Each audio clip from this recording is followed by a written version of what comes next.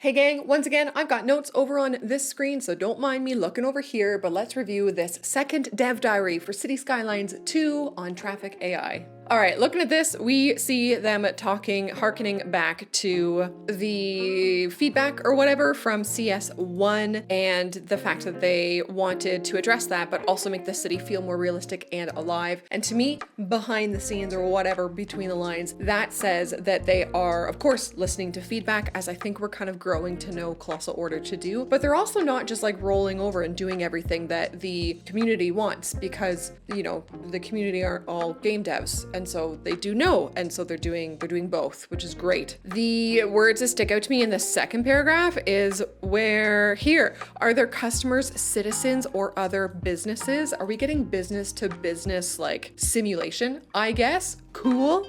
And when we look at this, today is coffee, not tea. And that's the last bit of the coffee pot, and it's not great.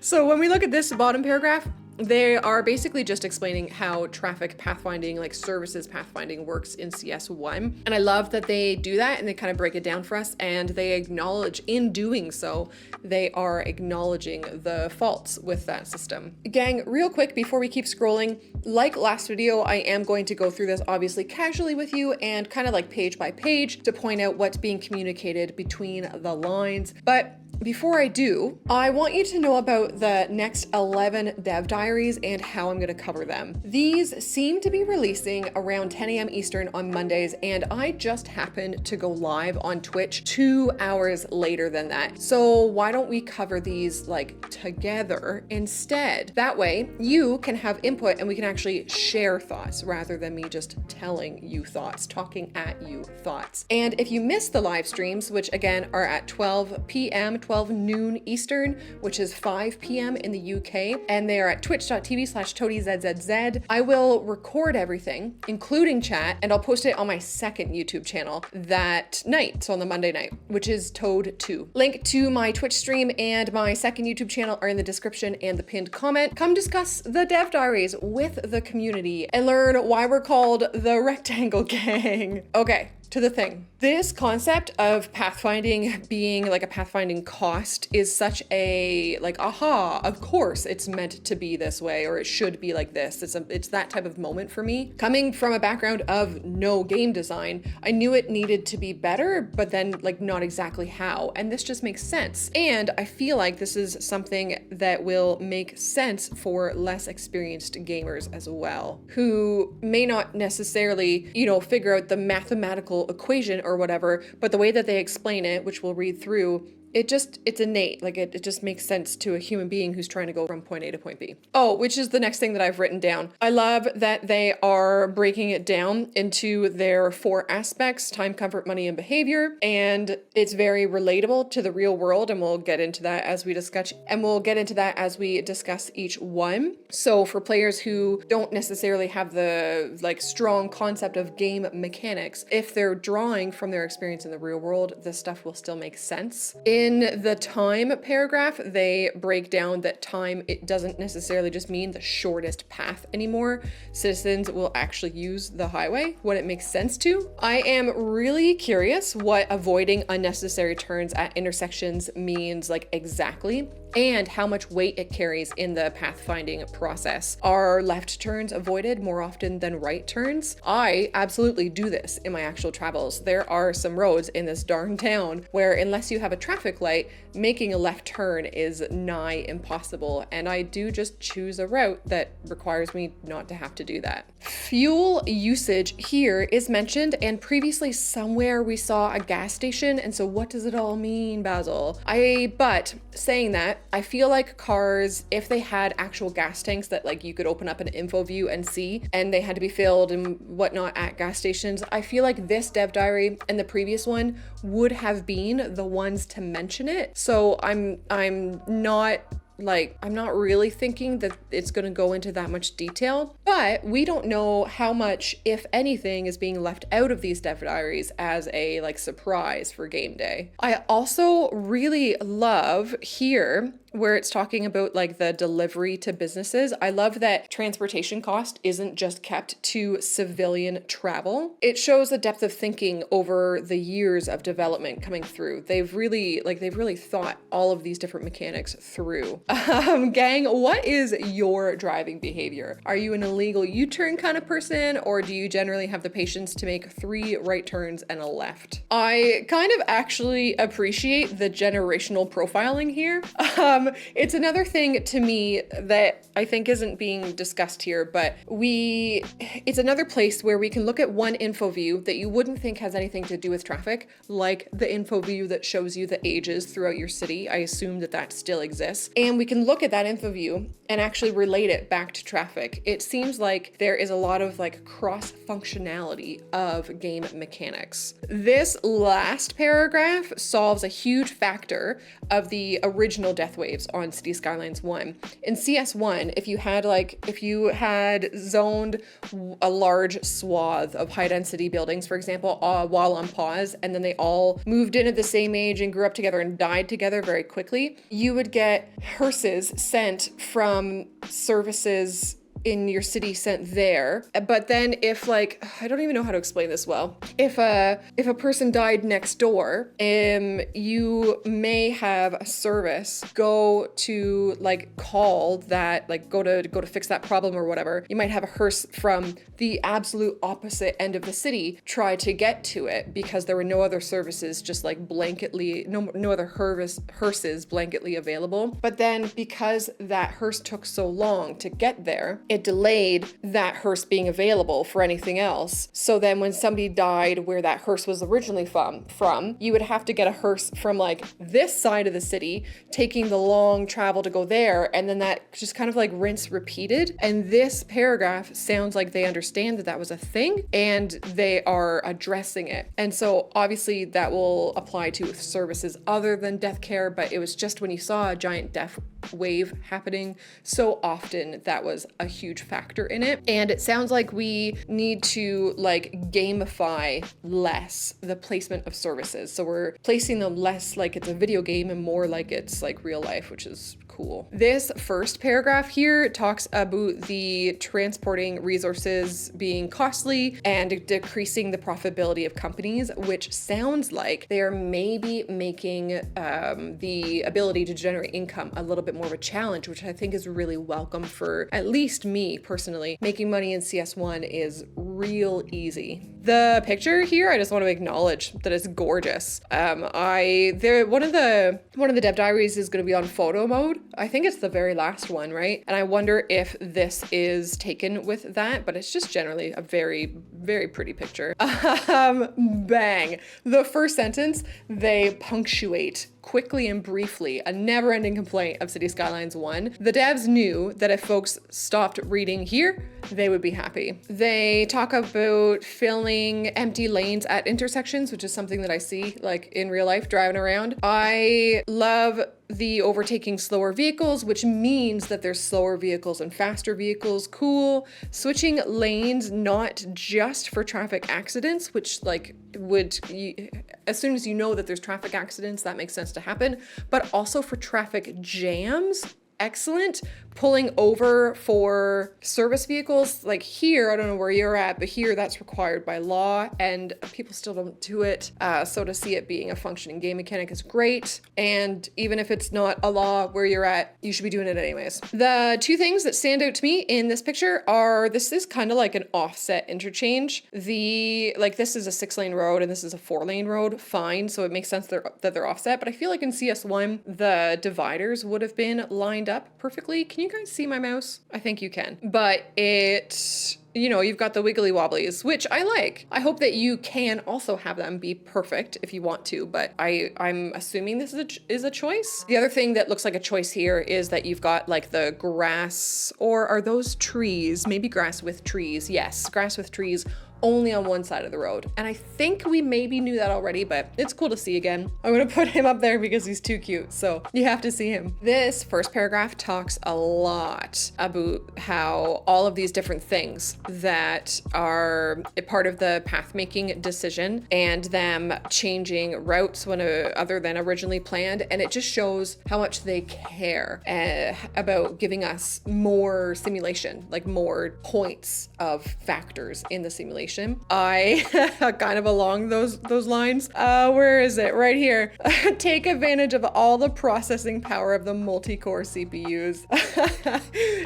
Nicely done, Colossal Order.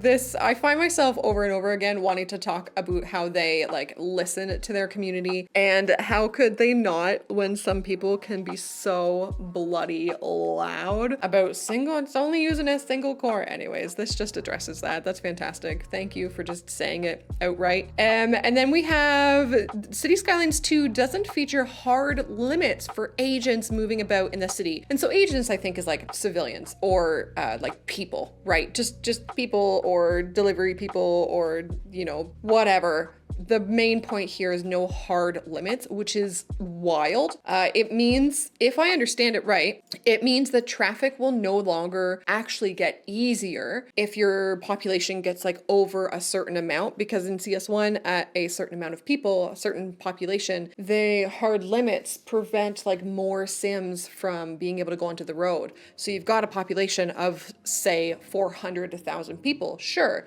but only 100,000 of them are on the road. I don't know the actual numbers. I don't need to know the actual numbers. I don't care. The bottom line is that having an extremely large city in City Skylines 1, the traffic actually becomes easier. But in City Skylines 2, does not sound like that's going to be the case. Oh, look at this. I love me some urban sprawl. What a great, this is probably the type of city I'm going to end up building, at least over the first little while. It's just like urban sprawl everywhere. Just rows upon rows of low density housing. Love it. Oh, hey, this is my first opportunity to say we talked about roundabouts.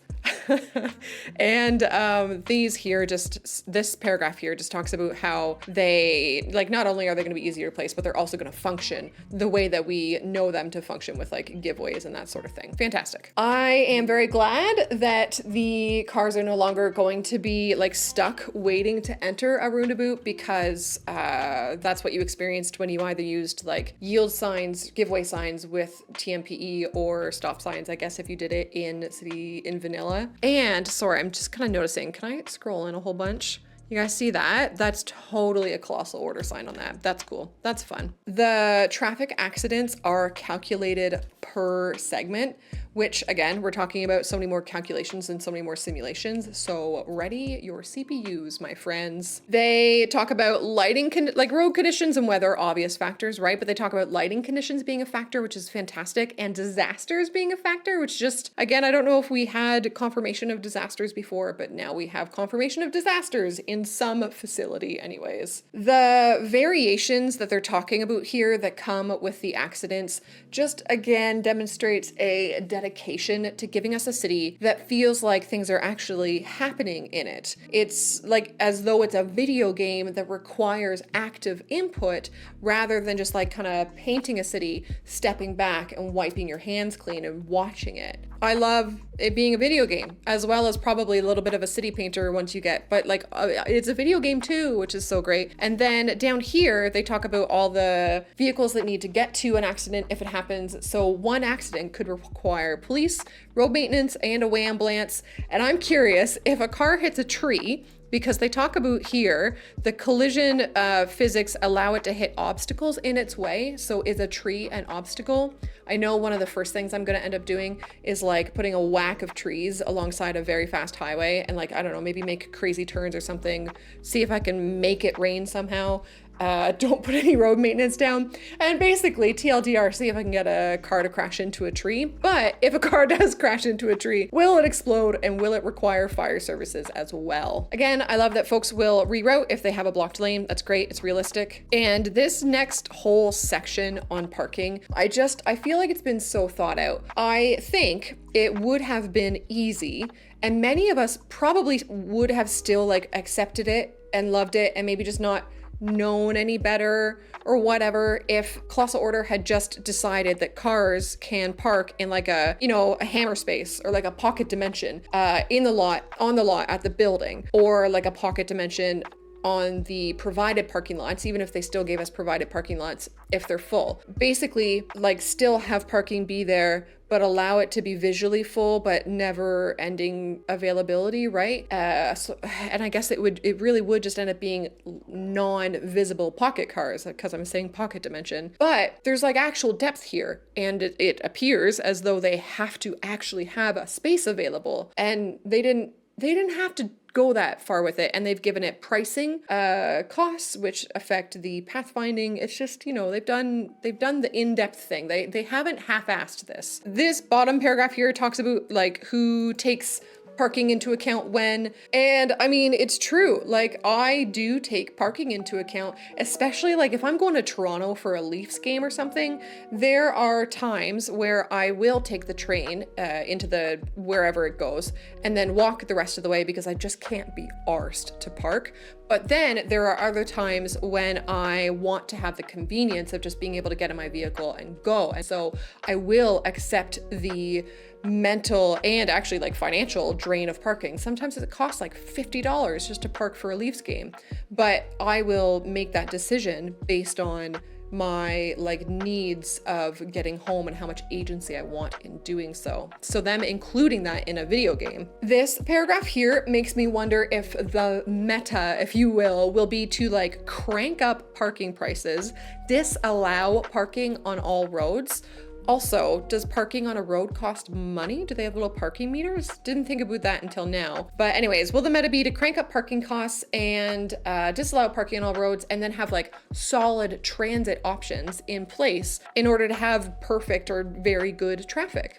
Is it going to be that like simple? I doubt it, but it's something to think about. And then looking at this is a parking garage, right? The glass is really pretty. It's brown, but it's really pretty. But that is gonna be spicy getting into your cars in the summer, or even just like getting to your cars. That's gonna be spicy hot in there. And they do talk about underground parking structures. 10 out of 10. Would park again. I am really curious to see these info views implemented like during actual gameplay. I want to be able to actually click on them and look around with them, because I like that it seems like they're separating traffic flow and volume, right? And so that seems like it's going to reduce the misconception that we can often have in CS1, where you see red on the traffic screen. It's like, oh no, traffic's bad there. But in actuality, it's busy, but it's always flowing. But then at the same time, separating them like this, I can see it maybe being a little confusing for people who are new to the genre, to the city building traffic management genre. And I can see it maybe making things more difficult to understand just because it's too much information. But selfishly, that opens the doors for, you know, YouTubers like us to provide tutorials and information out there. So I'm just curious. There's just a curiosity to see what that looks like in gameplay. High volumes of traffic indicate rush hours.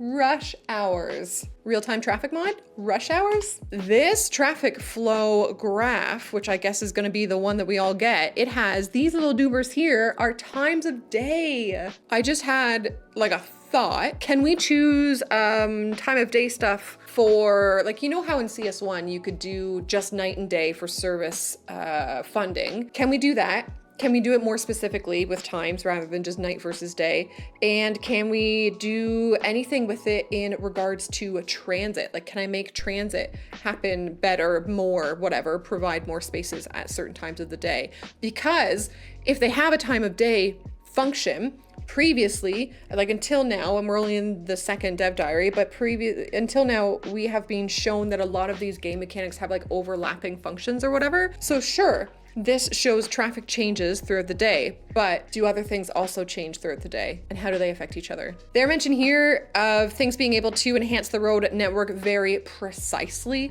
really calls out players who want to like get into the thick of it and actually like get their traffic up to like 98, 99% on purpose using little tiny itty bitty game mechanics. And there are people who love that.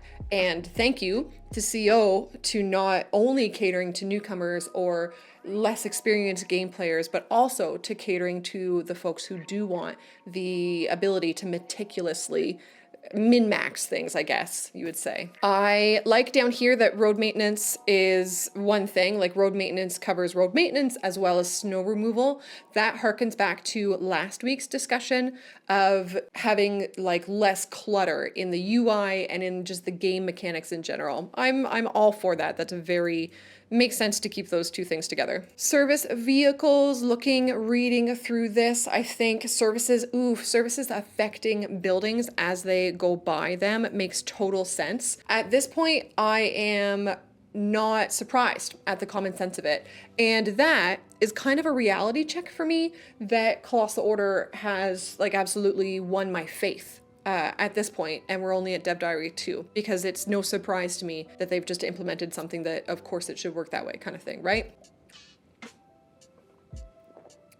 Wow, these behaviors here of emergency vehicles also just make sense, which is the kind of gameplay that I appreciate for less experienced players. I have a lot of love for when a game mechanic doesn't need a tutorial written out like this, and you just are in the game and it just feels innate. It just feels like that's the way that it should work. I think that's the way that game mechanics should be, at least in a game like this. Moving on, it starts to talk about taxis, and I'm really happy that taxis are getting some depth.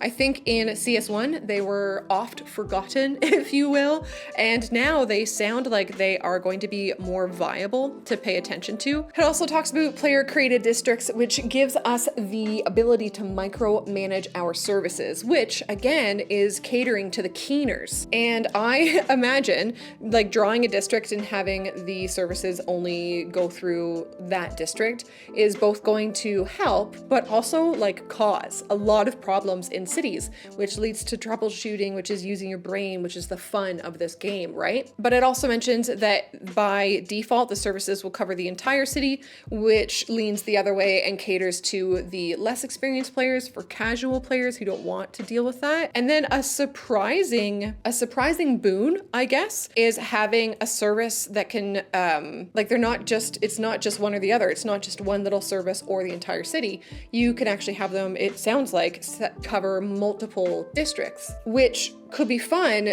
for certain scenarios that you might want. Like you have maybe a bunch of little police stations and each police station covers one wee district, but then you also have a very large hospital which covers all of those, if that works with like the placement better in your city. And this is still assuming, of course, that we have like both small and large service buildings, that kind of thing. And I like that they aren't leaving questions unanswered here. They talk about traffic between the other cities, which those of us who have played CS1 know that that exists. And I like that we can affect it if we build a better connection between the two cities. Better, shorter, whatever, the traffic will use it. Great. And then on this last page here, how do you just casually mention that you can create outside connections and not make that, like not do anything else on that? To me, I don't know, maybe I'm making this too much of a big deal, but that feels like a big deal to me. It wasn't possible in City Skylines 1, and it gives us so much more control of how we use these maps as players.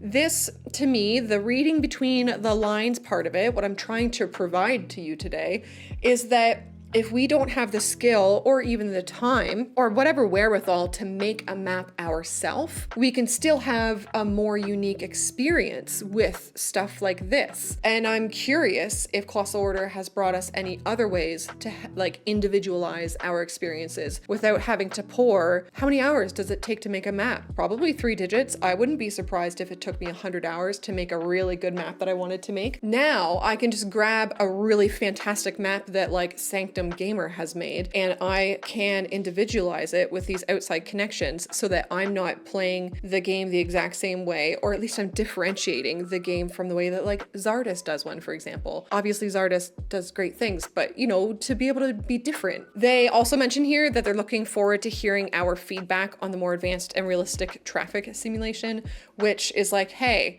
tell us that we've done good because we've really tried to do this for you, but then also continue to give us your feedback because we are demonstratedly listening to it and implementing it. There was also a video released today. I'm just gonna like pause at certain spots or whatever and tell you what I think about it. Okay, pausing here, the building on the bottom right, it's really beautiful. I wanna know what it is. And we can also see keys, which folks in my community at the very least have been discussing whether or not they do exist. And I will never not be stoked for the actual reflections in the water and how they like aren't made up buildings like they are in the window reflections of City Skylines 1. The benches on this bridge, are we gonna see people actually going up there? And then also like video editing, what a great transition. Okay, the wiggle wobble from the van up ahead here is a tiny bit concerning because there's no traffic to be wiggly wobbling between. But in the audio of this section, they are talking about the previous pathfinding being less good. Maybe it's an example. Either way, I'm not gonna like freak out about it, but I just wanted to point it out for sake of transparency. Here we see electric car parking. Is it just for show? Is it a real feature? Are there actually like electric cars in the game and do we have to enable them? Can we enable them? If we do enable them and they're enabled somehow or something, is the fact that there are fewer of these spaces available a thing? And are we gonna have to accommodate for that by like placing a bunch of parking spots? Will non-electric vehicles use these spaces? How deep does the simulation go? Oh, okay. And here we can see that there's motorcycles and basically like smart cars parked in these spots. Is that a quinky dink? Here, if you zoom in, you can see that sign says USA and just, I don't know, a little tiny nitpick. I want Western style roads without things saying USA, preferably without mods. Here you can see in between there that there's a building underneath the highway. Sucks to be them, probably. And just in general, the reflections on all the vehicles is fantastic. These cops and ambulances like kind of turning on two wheels, I'm exaggerating, but turning on two wheels in the rain does make me wonder if service vehicles will also have accidents at all. And you can see in the same shot, there's the motorcycle driver, there's the motorcycle without a driver actually. That makes me think that there is still work to be done, like on the game, even after this video has been recorded. So with me being so excited with the state of it as it already is in this vehicle, I am even more excited to see what it's gonna be like when it's like done and released. Here we've got Chirper Street sign, a nice 3-point turn. When we like had to learn how to drive or whatever, being tested on driving, that was something you were actually tested on. And that poor car, we have seen so many overturned vehicles through the diary in the video today. Here the bus turned his high beams down. They both did actually. And I think Colossal Order, conspiracy theory here, Colossal Order put this in the video for people like us who would spot it. This is like, hey, you keeners out there, we see you, we know you're gonna see this, look at it. Again, find me on Twitch, twitch.tv/ToadieZzz to discuss the next 11 Dev Diaries together. And if you're looking for something to watch next, I just started a modded City Skylines mini-series that is Star Wars and City Skylines. Click on that next and take care of yourself. Wave goodbye.